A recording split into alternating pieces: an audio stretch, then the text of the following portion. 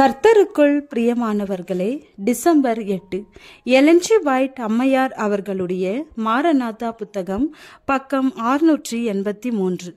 இன்றைய தியானத்திற்காக தெரிந்து கொள்ளப்பட்ட தலைப்பானது மனநிறைவளிக்கும் உழைப்பு. வசனம் யோவான் 5வது அதிகாரம் 17வது வசனம். இயேசு அவர்களை நோக்கி, என் பிதா இதுவரைக்கும் கிரியை செய்து வருகிறார், நானும் கிரியை செய்து வருகிறேன் என்றார். பரலோகம் உற்சாகமான செயல்பாடுகள் நிறைந்த ஓர் இடம். மேலும் வருத்தப்பட்டு பாரம் சுமந்தவர்களுக்கும் களைத்து போனவர்களுக்கும் விசுவாசத்தின் நல்ல போராட்டத்தை போராடியவர்களுக்கும் அது ஒரு மகிமையான இளைப்பாறுதலின் இடமாக இருக்கும். இனி அவர்கள் நித்திய இளமையோடும் ஆற்றலோடும் இருப்பார்கள். பாவத்தோடும் சாத்தானோடும் இனி ஒரு காலம் அவர்கள் போராட வேண்டியதில்லை. இப்படி புத்துணர்ச்சியோடு இருப்பவர்களுக்கு நித்திய காலமாக சோம்பலாய் இருப்பது வெறுப்பூட்டுவதாயிருக்கும். அவர்களுக்கு அது பரலோகமாக இருக்காது. ஆதியிலே தேவன் ஏதேன் தோட்டத்தில் வாசம் செய்தவர்களை அதை பயன்படுத்தவும் பண்படுத்தவும் அதை காக்கவும் வைத்தார். அவர்கள் வேலை களைப்பூட்டுவதாக இல்லாமல் இனிமையாகவும் புத்துணர்ச்சி அளிப்பதாகவும் இருந்தது. மனிதனின் மனநிறைவிற்காகவும் உடல் பலத்திற்காகவும் திறனை வளர்ப்பதற்காகவும் உழைப்பை ஒரு ஆசீர்வாதமாக தேவன் ஏற்படுத்தினார். தன் பரிசுத்த வாழ்க்கையின் உன்னத மகிழ்ச்சிகளில் ஒன்றாக தன் சரீர மற்றும் மனதின் செயற்பாடுகளை ஆதாம் உணர்ந்தான். உழைப்பு வேதனையையும் களைப்பையும் தருவதாக இருந்தாலும் அதை சாபமாக எண்ணுவது தவறு. ஐஸ்வர்யவான்களின் பார்வையில் பெரும்பாலும் உழைப்பாளிகள் கீழ்த்தரமாக தோன்றுவார்.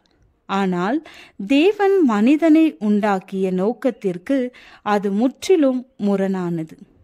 உலகத்தில் மிகுந்த செல்வந்தர்களுடைய உடைமைகளை பெருமகனான ஆதாமின் சுதந்திர விதத்தோடு ஒப்பிட முடியுமா? இருப்பினும் ஆதாம் சோம்பலாயிருக்க அனுமதியில்லை.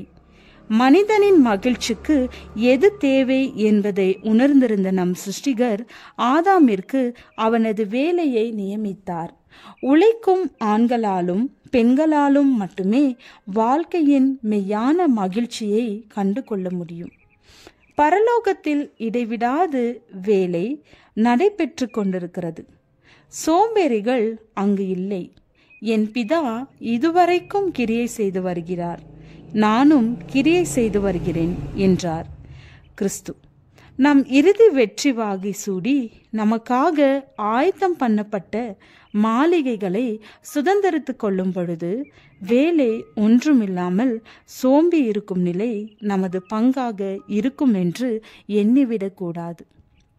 தேவன் அனைவரையும் உழைப்பவர்களாக உருவாக்கி இருக்கிறார்.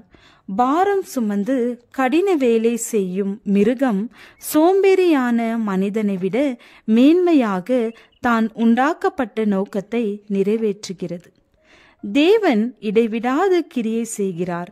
தூதர்கள் தேவனுடைய ஊழியக்காரர்களாக மனுபுத்திரருக்கு வேலை செய்கிறார்கள். பரலோகத்தில் வேலை எதுவுமின்றி இருக்கலாம் என்ற எதிர்பார்ப்போடு செல்பவர்களுக்கு அங்கு ஏமாற்றமே. ஏனென்றால் பரலோகத்தின் ஒழுங்கான நடைமுறையிலே சோம்பேறிகளுக்கு இடமில்லை. ஆனால் வருத்தப்பட்டு பாரம் சுமந்தவர்களுக்கு இளைப்பாறுதல் வாக்குத்தத்தம் பண்ணப்பட்டுள்ளது. உண்மையும் உத்தமமான ஊழியக்காரனுக்கு அவன் எஜமானனின் சந்தோஷத்திற்குள் பிரவேசிப்பதற்கு வரவேற்பு காத்திருக்கும். ஆமென்.